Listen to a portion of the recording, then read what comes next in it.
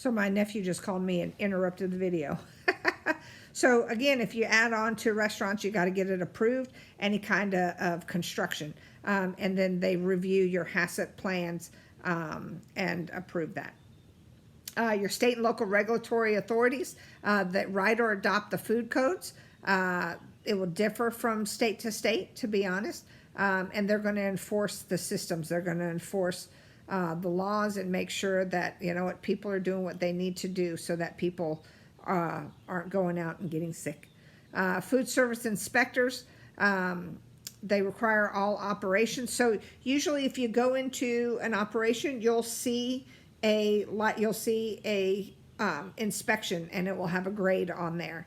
And that is from, and you can sit there, and some things you'll read, and they're like small little things that they got dinged for. And then other things you'll read and you'll be like, ugh, that they're doing that in there. So, you know, if you want to, you can read them. I don't, because I know that, you know what, I've worked in enough kitchens. I know what happens back there. I'm not stupid. And I just can't think about it when I go out to eat. So I don't. So you want to make sure of that. Risk designations for evaluating your facilities. Look to prevent or eliminate or reduce your hazards. You know, hand washing machines. Does it have the soap? Does it have the paper towels? You know, it's those kind of things that, you know, if we run out, making sure that everybody knows, hey, you got to get this filled up. Priority foundation items support, and then the core, just keeping the equipment cleaned, organized, all of that. Inspection frequency, as I said, you know, it differs from each city and state, but I do know here, Augusta is usually every 6 months, all depending on what's going on. Up in Atlanta, it was about once a year, sometimes twice, all dependent. If you had good health scores and they came and it was the same all the time, they really didn't, they came once a year.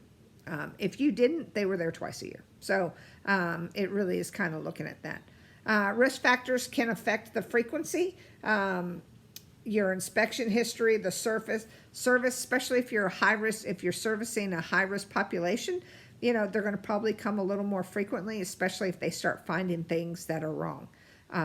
So it's kind of looking at that. During the inspection, so they're going to show up. They're going to show up at 11:30, 12 o'clock in the afternoon. They always do when you are in the middle of it. And so they'll show up, they'll show you their ID.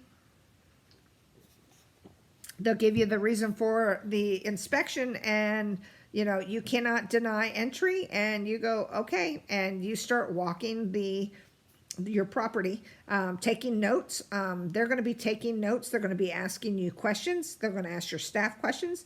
You want to keep it professional. You want to try and be very positive and upbeat, and you don't want to go on the defense at all. You know what? They're going to find things that you don't see, and it really is a good tool for you to start seeing what they see and what to look for. Be prepared to provide requested records so that if, you know, that you have it. If you don't have something, don't lie about it. I've always been one that, you know what, if I don't know, I don't know. And that just makes life a little easier. After the inspection, you're usually going to have a discussion with them. They're going to discuss the violations and the time frames that you have to get this fixed and to correct them. They're going to give you a copy of the report. They're going to act on all deficiencies within the required time frame. So if they say, hey, you know what? I mean, I know of chefs that their restaurant literally failed the health inspection, and they said, we'll be back in 2 days. And they were back in 2 days, and they got everything fixed and, you know, up to the standards that needed to be.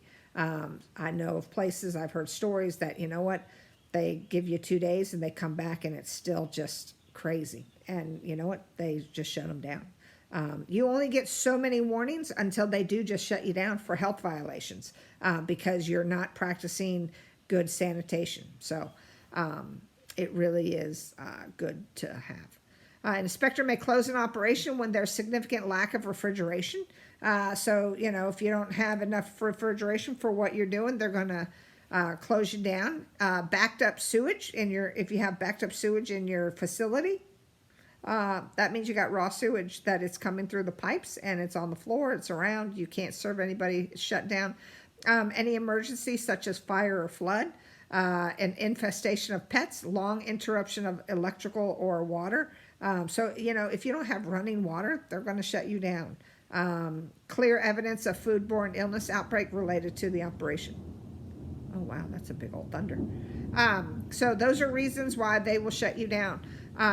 Inspectors benefit from a self-inspection because it's safer food, it improves your food quality, and usually you're going to do better with your scores if you're doing self-inspections.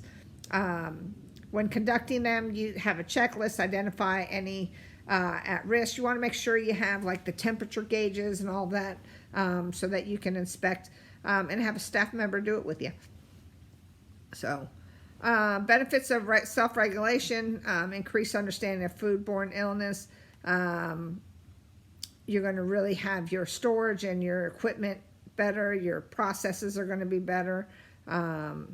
Self-inspection is everything. I firmly believe that if you can see it and fix it before they get there, and sometimes they're gonna tell you something that you didn't know. So you can look at chapter 14, and then now we're about to go into chapter 15, the last chapter of the book. Can you believe we have blown through 15 chapters in 5 days? It's fast. So you got this. You got it. Talk to you soon.